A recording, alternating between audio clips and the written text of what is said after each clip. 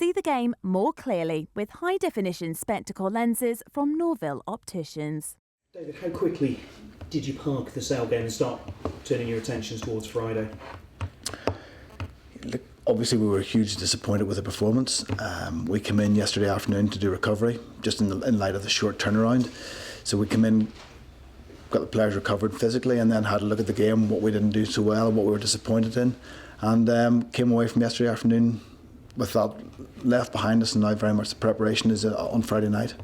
Because one of the things Gloucester have done so successfully this season is actually switched very well from Premiership into Europe, and the two lines of form have been very different, haven't they? We said right from the outset, the beginning of the season, that we knew there would be some ups and downs throughout the course of the season. I think we'd all accept Sunday was a down that we didn't expect, and certainly not to be as poor as we were. But you're right, the big performances this year have really been in Europe. Having qualified from the pool stages number one seeds, we managed to raise our game every time we needed to in Europe. So this is a huge challenge for us. I think Connacht again have been resurgent over the course of the last 18 months. They've been getting better and better under Pat Lam, so they're going to be a big test for us. But we know with the team that we have, we know that if we can reproduce some of the form that we've shown at different stages, both in the Premiership but particularly in Europe, we'll have a good night on Friday night. Is there pressure as number one seeds, and also because it's the potential route for you into the Champions Cup? There's no real pressure by virtue of being number one seeds. The pressure that comes from playing in knockouts, if any competition is there. We also know that with where we are in the league, that really our focus now for the remainder of the season is in Europe.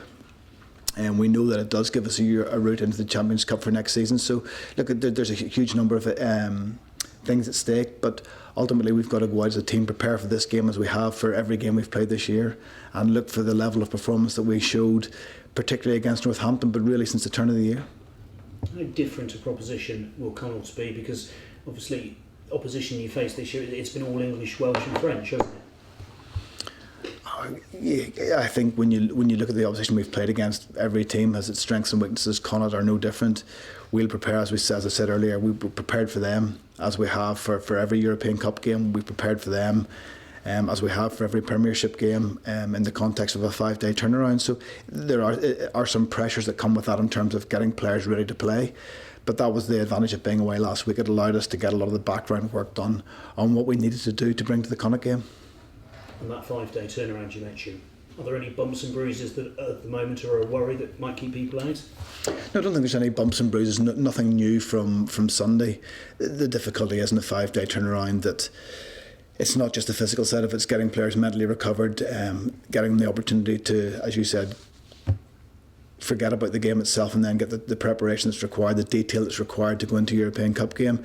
So we focused very much on that today. We've had a good session this morning, and now it's a case of one more session tomorrow morning, and then it's a case of just getting ourselves ready, mentally refreshed to go out and play in the biggest game of the season.